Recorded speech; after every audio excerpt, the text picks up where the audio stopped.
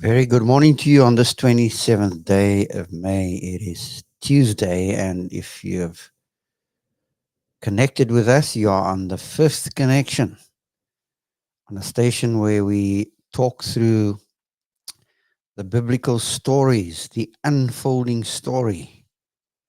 And the book we are looking at is the letter to the Philippian believers, where Paul is talking them through the need for being mindful, to be thinking strategically and deeply about what we think, how we think, and how that thinking is primed. Because we were taking time uh, to look at something very, very specific. We're taking time to think through each of the four chapters as the story unfolds. Because mindfulness inspires connections. It happens, it uh, is birthed in the context of vital relationality, where we are relating to one another cordially, collaboratively, in community, with continuity, and experience faithful continuity of contact with that which we ultimately care about, and He's none other than the risen Lord. And in the first chapter, mindfulness is embodied. In chapter 2, mindfulness is embedded, because it finds itself in thriving in a cultural niche where there is modal cruciformity. The thinking takes a particular shape. It's not just mind over matter. It is that the mind really matters. If you don't mind, it doesn't matter. But that's not what these four chapters are about. Modal cruciformity is what ignites cognition. And the more cross-shaped, and the pun is intended, the more cross-shaped our thinking is, the more we will engage or be able to engage with the flow of reality, because we don't create the flow. If all of creation is in flux, we don't create flow. We come into that which is already flowing. And are we going to try and disrupt the flow? Or are we going to go with the flow in a way which affords us opportunity and optionality? So in chapter 2, the writer starts out by talking about this meta mind. What is the meta mind? The mind of Christ, which permeates all of creation. What is that mind of Christ about? It's about death and resurrection. It is fractal.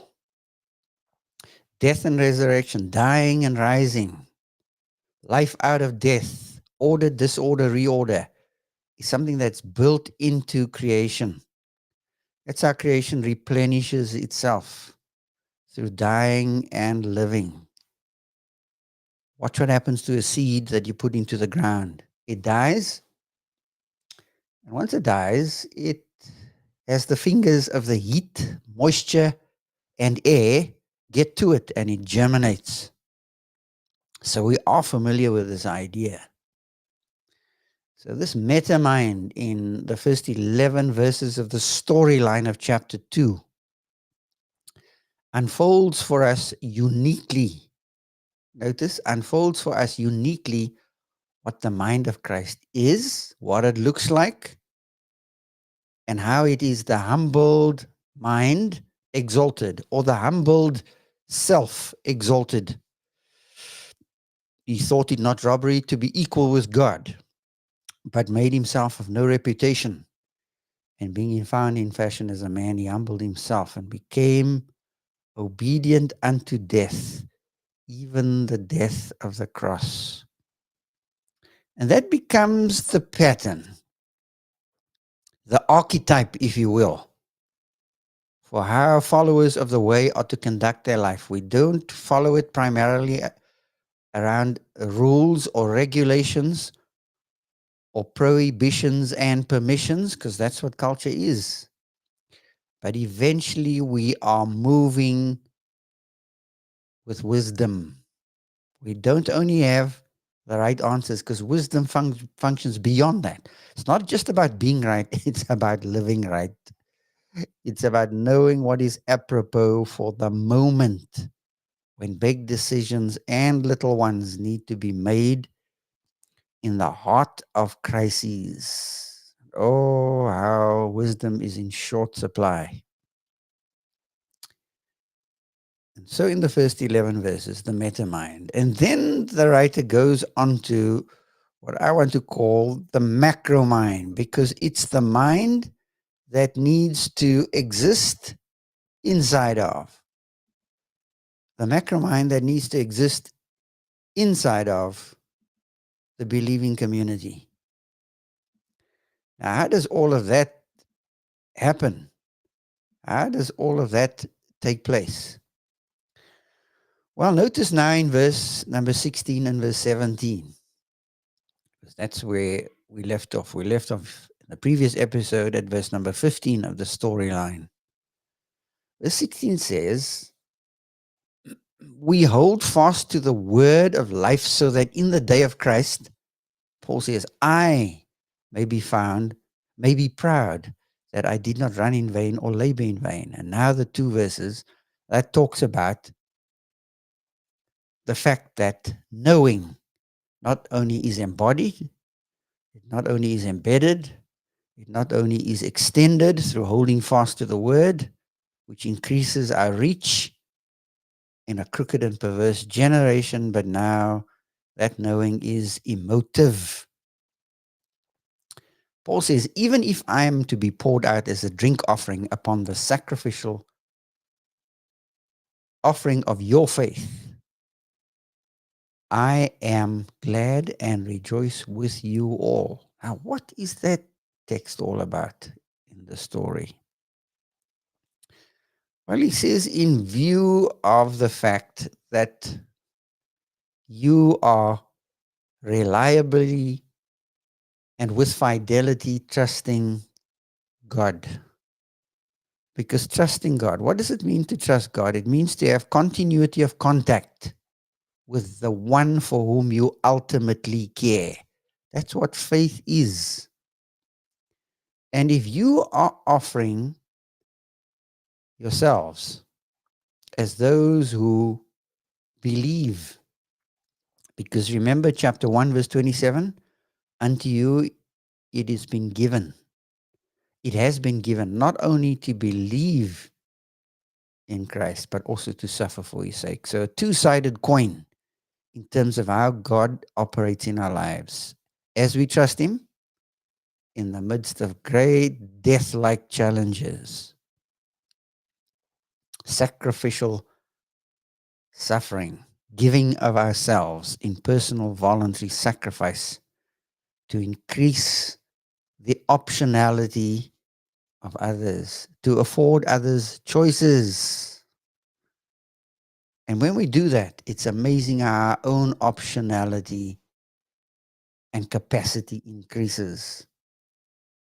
So verse 17, continuity of contact with that which you ultimately care about is worth the sacrificial suffering that it takes. And Paul says, that brings pleasure to me. I am glad and I rejoice with you. So knowing has an emotive element to it, an emotional side, because without emotion, that knowing, that information that you've gathered becomes abrasive and razor sharp, and you run the risk of becoming hubristic or arrogant because you know and others don't. Think of how we prize knowing certain things that others don't. We use it as a weapon. We weaponize it to beat each other over the head. Oh, well, did you know? And immediately the pressure bars in our heads start to increase. and we take off from the ground. As we say in English, our heads swell up with pride. In Afrikaans, ons koppe swel, né? We can't maintain our geolocation anymore because our perspectives are skewed. So emotion is something that needs to be calibrated. So let's talk a little more into that, because emotion and reason temper each other. They are a way of tempering each other. Or have you not read the passage in chapter 4 of Ephesians, which says we are to be truthing in love? Love and truth are twins, loving in truth. Now, verse 18. Likewise, you also should be glad and rejoice with me, the way I am glad and rejoice with you. You should be glad and rejoice with me. Why this emphasis on emotion? Why this emphasis on feeling? Well, there could be a lot of reasons for that. In the Philippian community, the followers of the way at Philippi were living under Roman imperialism. There's that word. In my country, people love to bandy that word around. Colonialism and imperialism. Colonialism is blamed for everything from an ingrown toenail to genocidal acts within a country.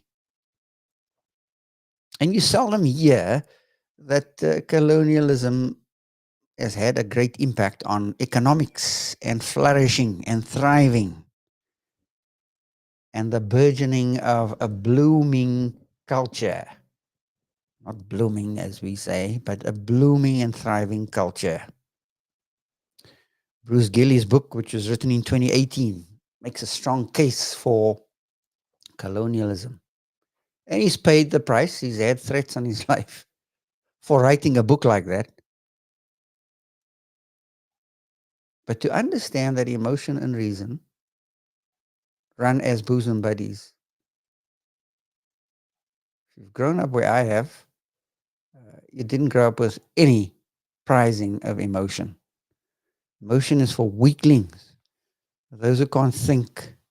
It's for dodos. And yes, you pay a heavy price when you come out of life skewed in that particular way. Because emotion was something I didn't know what to do with. So you either try to deny it, you try to extinguish it. Think of some positions, some ways of living that have to do with the extinction of emotion. We know some of them quite well. And yet Paul says, I am glad and rejoice with you. This chapter was given to consenting to the imprisonment and even the killing, the murdering, the stoning of followers of the way. How much more feeling can you get than that? I says, I rejoice and I'm glad with you. Because you see, the emotive side of knowing has to do with being reciprocally open. You take the risk of feeling. It's interesting that even within Nazi Germany, those prison wardens in the concentration camps had families that they went home to after a day of gassing Jews. How do you figure that one?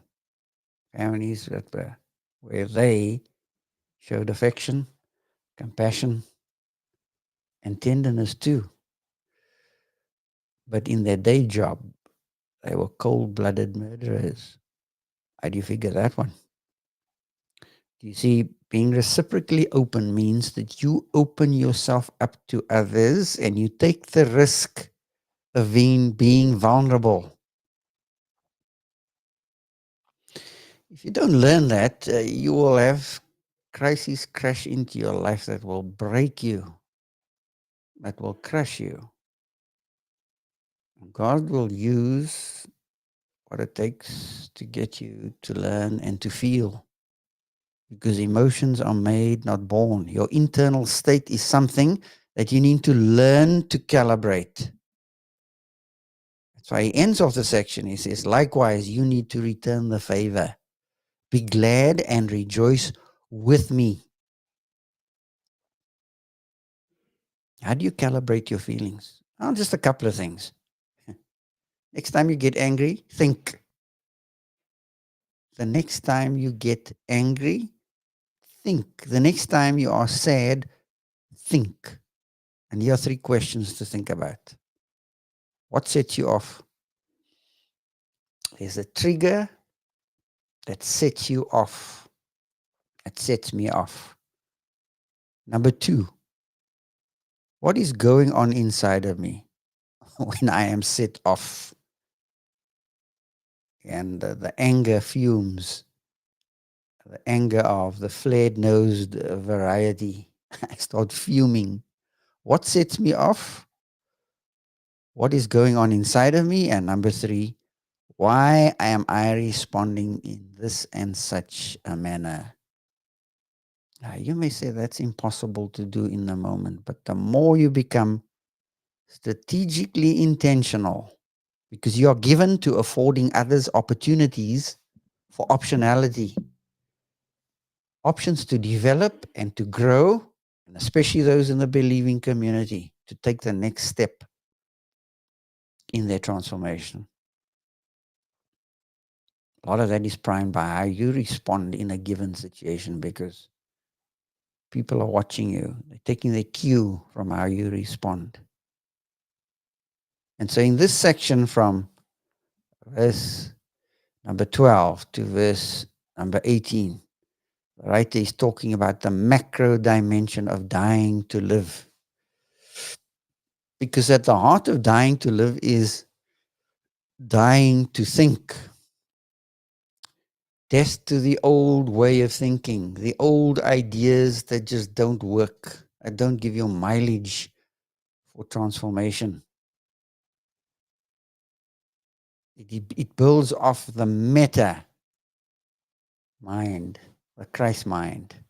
Now it's in the macro sphere, the sphere of the beloved, and that's how verse 12 starts out. My beloved, as you have always obeyed, not as in my presence only, but now much more in my absence. Work out your own salvation with fear and trembling. I trust that as you contemplate these 3 questions today, that your walk with God will be enhanced. Transformation opportunity will rise, and you'll take the challenge to move to the next stage of maturity in your own life. I trust that you would have a good day as you go with God. Goodbye for now.